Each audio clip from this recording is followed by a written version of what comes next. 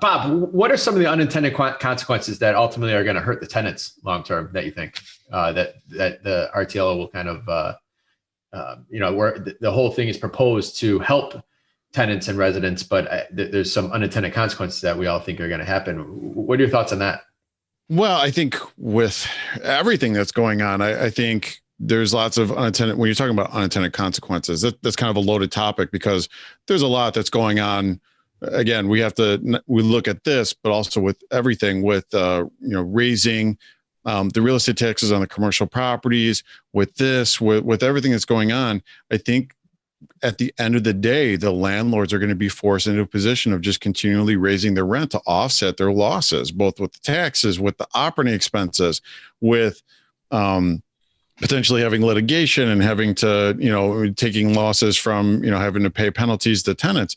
I think all of it adds up to the tenants groups are constantly saying, well, we need, rent control. We got to limit the rent. The rent's too high. But then they continually do things like this. And from the landlord's perspective, you're just continually saying, okay, we have to offset this somehow. And the rent is just continually creeps up and creeps up and creeps up to keep the buildings profitable.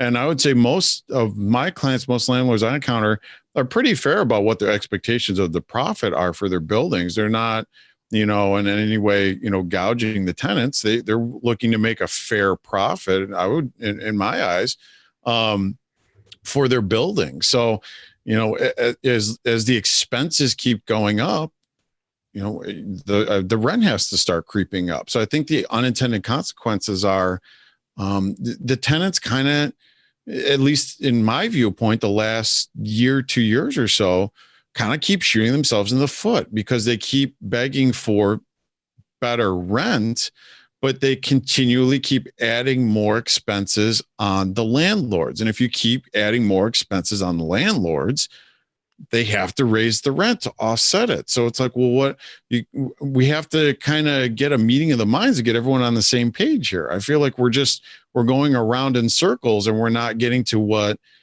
everybody wants, or at least what the tenants groups want. You can't expect us to lower the rent and you're going to raise the expenses. This isn't big government. This isn't like you're attacking, Amazon or something like that. The majority of landlords are mom and pop operations. I know, they put these huge investment groups at the forefront, but especially in Chicago and Cook County, the vast majority of people who are owning investment property and rental properties are people who maybe it's one individual that will maybe own 6 or 7 properties, or, a mom and pop operation, or maybe a family that owns a couple to, offset their, a little extra income. Those are the people that they're hurting. It's not these huge companies. So they're really not getting to the end result of what they want. What's the phrase? I think they're cutting off their nose to spite their face. It's just, we're not getting to what they really want.